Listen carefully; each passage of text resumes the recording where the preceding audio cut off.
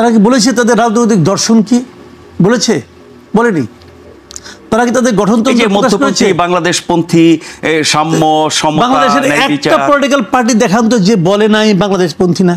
একটা পুরো বাংলাদেশে আপনি খুঁজে বাই করে বলেন যে ভাই আপনাদের মধ্যে কোন দলটা আছেন যিনি বাংলাদেশপন্থী না? কেউ বলবে? কেউ বলবে না। কে কি বললো that is not important. Important হলো কে কি করলো। তো ওরা তো কিছু করার সুযোগই পায় নাই। তাদের কোনো ডকুমেন্টেড কোনো ব্ল্যাক অ্যান্ড হোয়াইটে কোনো কাগজ পাইছেন ওদের কাছ থেকে পর্যন্ত? পাইছেন? তারা একটা দল করছে, আমরা সেই কবে থেকে শুনতেছি যে ফেব্রুয়ারিতে একটা দল ঘোষণা করা হবে। ওকে, প্রথমে বলা হলো ফেব্রুয়ারির দ্বিতীয় সপ্তাহে করা হবে, দ্বিতীয় এগুলো, তৃতীয় এগুলো, শেষ তারিখে ফেব্রুয়ারিতে জায়গা তাড়াতাড়ি এসে 28 তারিখে ফেব্রুয়ারির শেষ দিন দল একটা ঘোষণা করলো। এগুলো তারা কি করলো বলেন তো? প্রস্তুতি নিয়েছে। তারা কি প্রস্তুতি নিয়েছে? তারা কি প্রস্তুতি নিয়েছে? তারা কি তাদের গঠনতন্ত্র প্রণয়ন করেছে? পেরেছে? পায়নি। তারা কি করছে এতদিন? তারা এতদিন নিজেদের মধ্যে পদ ভাগাভাগি নিয়ে যে কামড়াকামড়ি সেটাকে হ্যান্ডেল করার চেষ্টা করেছে, পুরোপুরি পারে নাই। পারে নাই এই কারণে তাদের মধ্যে একটা শক্তিশালী গ্রুপ যারা নাকি শিবিরের সাবেক সভাপতি টভাপতি এরা ছেড়ে চলে গেছে অভিমান করে, ভালো পদ পাচ্ছে না বলে। একটা সংগঠন ছিল ঢাকা ইউনিভার্সিটি কেন্দ্রিক ছাত্র শক্তি নামক, তারাই মূল পদগুলি দখল করছে। আমি যদি আরেকটু বড় করে দেখি, ঢাকা ইউনিভার্সিটির সবাই এটা গ্রহণ করছে। মোটামুটি এই দলের কেন্দ্রীয় কমিটির প্রধান যে পদগুলো তার 90% হলো ঢাকা ইউনিভার্সিটি। আপনার খুশি হওয়া উচিত, আমারও খুশি হওয়া উচিত, কিন্তু আজিজ ভাইয়েরও খুশি হওয়া উচিত। জাতীয়ভাবে ভাবলে খুশি হওয়ার কারণ নেই। জাতীয়ভাবে আমরা ভাবি, তারা তো তাই করছে। যারা ছিলেন মঞ্চে ঢাকা ইউনিভার্সিটি কেন্দ্রিক, এরা আন্দোলনের বিজয়ের দাবিদার না। আপনি শুধু কমিটি বা দলের কথা বলছেন, তার আগে সরকারেও যারা গেছেন বা বৈষম্য বিরোধী ছাত্র সংগঠনের যারা নেতৃত্বে ছিলেন বা যে নতুন ছাত্র সংগঠন তৈরি করেছে, সব জায়গায় তো ঢাকা ইউনিভার্সিটি। ঢাকা ইউনিভার্সিটি অথচ দেখেন, হ্যাঁ হ্যাঁ, কয়েকটা হল নির্দিষ্টভাবে। জি। এবং আরো ইন্টারেস্টিং জানেন কি, মানে কি বলবো, ট্র্যাজেডি হলো এই আন্দোলনে, যে আন্দোলনে তারা দাবিদার, আমরাই নায়ক, সেই ইউনিভার্সিটির একজন লোক মারা যায় নাই, একটাও না। এবং শীর্ষ পর্যায়ে যারা নেতা তারা কেউ বিন্দুমাত্র খোঁচাও খায় না, তারা কোনো গুলিও খায় নাই, আর রাবার বুলেটও খায় নাই। তারাই নেতা, তারাই দাবিদার, আর বাদ বাকি সব দুধ ভাত। তো সেটাই তো হচ্ছে রে ভাই। আমি খুশি, আমার ইউনিভার্সিটি, আপনার ইউনিভার্সিটি, আজিজ ভাইয়ের ইউনিভার্সিটি, সমস্যা নাই কোনো। তো এখন তারা এই কয়েকদিন মিলা একটা গঠনতন্ত্র করতে পারে নাই। গঠনতন্ত্র নিয়ে আসতো, খালি কমিটি ঘোষণা করছে, এবং সেই কমিটি নিয়ে মান অভিমানের শেষ নাই। সেটা আহ্বায়ক কমিটি, পূর্ণাঙ্গ কমিটি না, পূর্ণাঙ্গ কমিটি না। তাহলে এই কমিটি নিয়ে আবার মান অভিমানের শেষ নাই। কিন্তু আপনি একটা ভিডিও দেখছেন কিনা, ওই যে দাঁড়ানো নিয়ে ধাক্কাধাক্কি, হ্যাঁ, নাসিরউদ্দিন পাটোয়ারি আসলো, লম্বা মানুষ, সার্জিস পিছনে পড়ে গেলো, আবার কোনো হবে মাঝখানে একজন ঢুকে পড়লো। এটা হচ্ছে তো এটা তো বাংলাদেশের সব পার্টিতেই হয়। তাহলে নতুনত্ব, খুবই ট্র্যাডিশনাল একটা পার্টি। নতুনত্ব আছে একটা, বলি নতুনত্ব হলো তারা কিছু শব্দ মার্কেটে নিয়ে আসছে যেগুলো দুর্বোধ্য, রাজনৈতিক বন্দোবস্ত, যেটা নাকি ম্যাক্সিমাম লোক বুঝে না। যেমন আমি একটা উদাহরণ দিয়ে বলি আপনাকে, তারা কি করছে, সেকেন্ড রিপাবলিক, ওদের মূল বক্তব্য বলেন তুমি কি শুনলা, আমরা একটা সেকেন্ড রিপাবলিক কায়েম করব। যারা ইয়াং প্লাবান গেছে এদের কাছে জিজ্ঞেস করে দেখেন, তারা সেকেন্ড, তারপরে তাকে জিজ্ঞেস করেন ফলোইং কোশ্চেন, ভাই সেকেন্ড রিপাবলিক জিনিসটা কি, এটা হইলে কি হয় আর না হইলে কি কি হয় না, ও কিছু জানে না। কিন্তু ও কিছু জানে না, এবং এরাও জানে কিনা আমার সন্দেহ আছে ভালো মতে। এরা একটা ব্যাখ্যা জানে, যে ব্যাখ্যাটা নাকি তাদের গুরু আছে কয়েকজন দেশে এবং বিদেশে, পীর বলি আমি, গুরু না পীর, পীর আছে, আর ওনার হলো মুরিদ। এই মুরিদরা ওটা বলে, সবাই কিন্তু একই ভাষায় বলে, একই ভাষায়। ওই যে পীরের কথা তো মুরিদ একই ভাবে বলবে।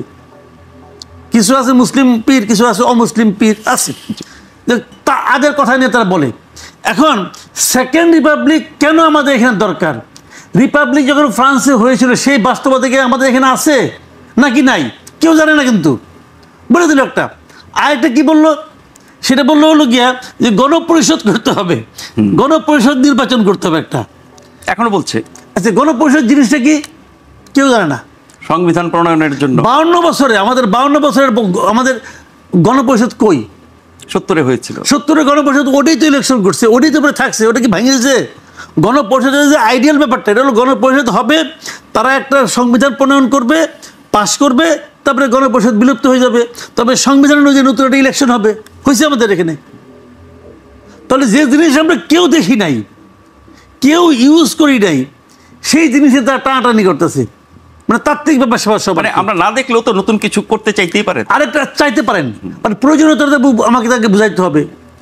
রিপাবলিক ভালো জিনিস হইতে পারে, গণপরিষদ ভালো জিনিস হইতে পারে, ওনাদের উচিত ছিল কি গত কয়েকটা মাস, 6টা মাস তারা তো সময় পাইছে, ওদের উচিত ছিল 6টা মাস এই বিষয়গুলো নিয়ে সাধারণ মানুষের মধ্যে যাওয়া, সাধারণ মানুষকে বোঝানো যে কেন রিপাবলিক হলে কি হয়, কেন সেকেন্ড রিপাবলিক, কেন মানুষকে বোঝানো উচিত ছিল। তারা কি বোঝাইছে? কিন্তু সেকেন্ড রিপাবলিকের ইতিহাস, তাৎপর্য এগুলো বিভিন্ন গণমাধ্যম তুলে ধরছে। বড় গণমাধ্যম কি ওরা তুলে ধরছে? এবং ওই গণমাধ্যমকে সবাই দেখতেছে, দেশের মানুষ এগুলো সম্পর্কে জানে আচ্ছা, না। আরেকটা জিনিস কি নিয়ে আসছে ইনকিলাব, যে নাকি আজিজ ভাই বললো যে ইনকিলাব জিন্দাবাদ, এটা কি আমাদের ভাষা? আমাদের ভাষা না। ইনকিলাব নিয়ে মানুষ বলেন, পাবলিক কিছু বলতে পারবে? হ্যাঁ, ইনকিলাব নামে একটা পত্রিকা আছে বাংলাদেশে, ইনকিলাব নামে একটা মুভি ছিল হিন্দিতে, যেটা আমাদের শ্রীদেবী অভিনয় করছিল, অমিতাভ বচ্চন অভিনয় করছিল, ইনকিলাবের মুভিও আছে, সমস্যা নাই। আর ইনকিলাব আছে বিদেশে অবস্থানরত তোমাদের পীরের কণ্ঠে, আমাদের পীর সাহেব মাঝে মাঝে বলে ইনকিলাব জিন্দাবাদ। আর উনি বললেন কি ইনকিলাব, আজিজ ভাই তো বললেন ইনকিলাব হলো ইনকিলাব জিন্দাবাদ, এটা হিন্দি এবং আরবি উর্দু একটা মিশ্রণ, তার মানে পাকিস্তান এবং ভারত। আবার নেতায় কয় যে আমরা পাকিস্তান পন্থীও না, ভারত পন্থীও না, কিন্তু স্লোগানটা নিচ্ছি এই 2 জায়গার থেকে।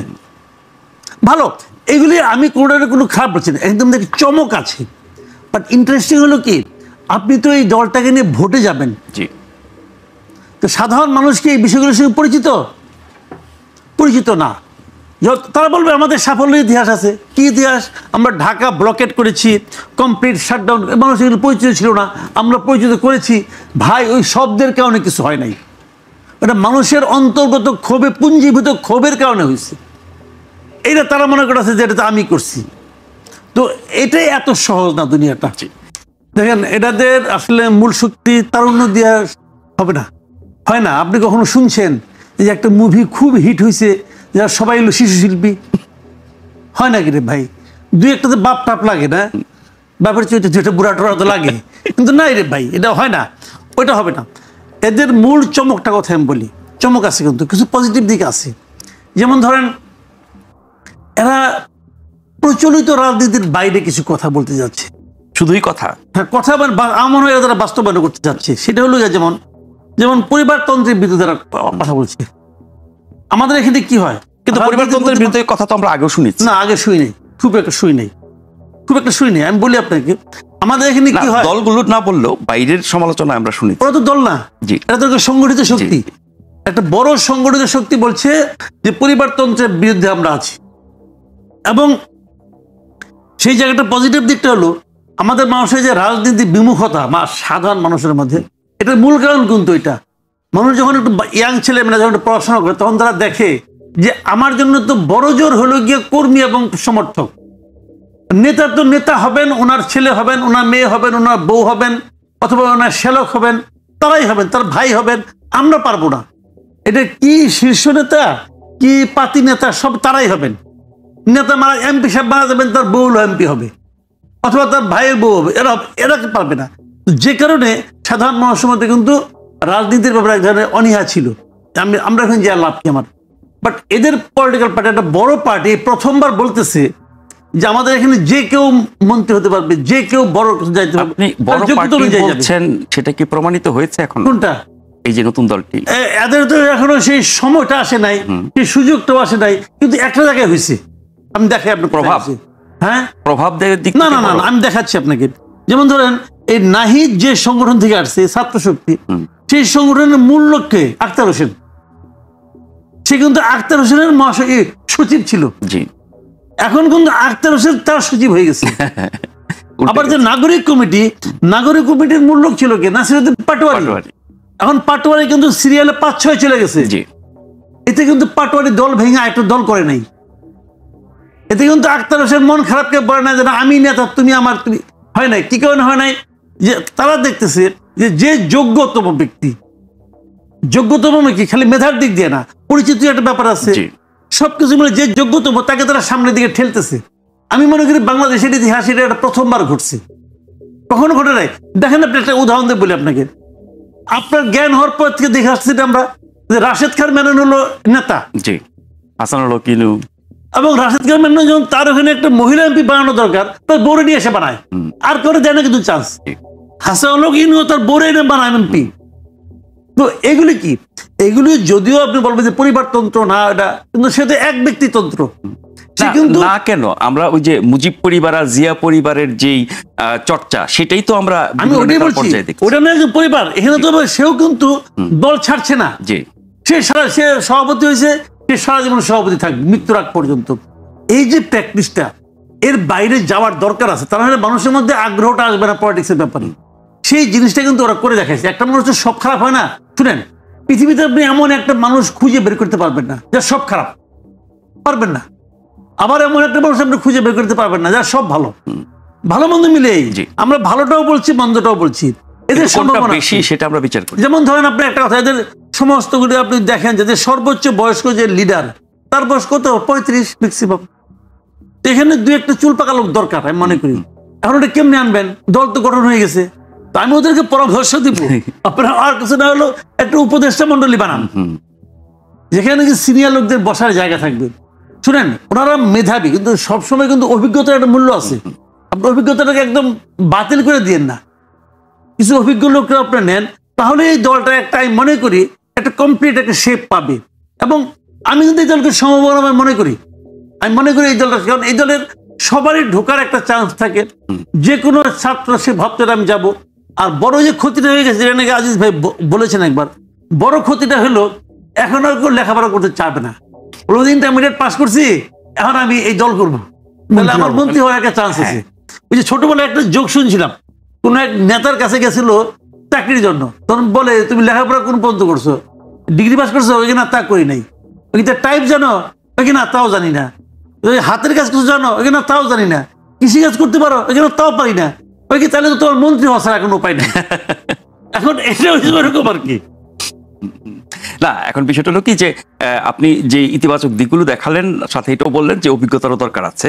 এখন অভিজ্ঞ লোক তাদের দলে নাই, তারা কি শুধুমাত্র তরুণদের সমর্থন এবং ভোটে আপনার এগিয়ে যাবে, নির্বাচন করবে, এটা কি ব্যাংক মনে করছে? তাহলে বয়স্কদের সমর্থন তারা চায় না, ভোট চায় না, বা তাদের সম্পৃক্ত করতে চায় না। তার মানে কি এটা একটা জেনারেশনাল গ্যাপ কি তৈরি করছে? এটা করছে। এটা খুব তাদের জন্য ইতিবাচক হবে না, কারণ ভোট তো তাদের, আমিও তাদেরকে ভোট দিতে চাই, তাহলে আমার ভোটটা তাকে আমার কাছ থেকে নিতে হবে না। কিভাবে নিবে, কিভাবে? আমি কাকে দেখে দেবো ভোটটা? তো এরকম ভাই, এখানে একটা ব্লেন্ডিং দরকার। সেই ব্লেন্ডিংটা তাদের মধ্যে এখনো হয় নাই।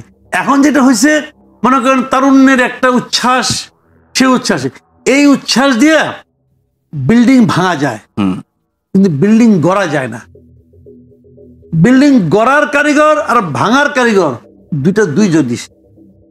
আপনি এই যুক্তি দিতে পারবেন না ওরা গাড়িটা ভাঙতে পারছে, অতএব তারা গাড়িটা বানাতে পারবে না, এটা যুক্তি হিসেবে ভালো না, যুক্তি না।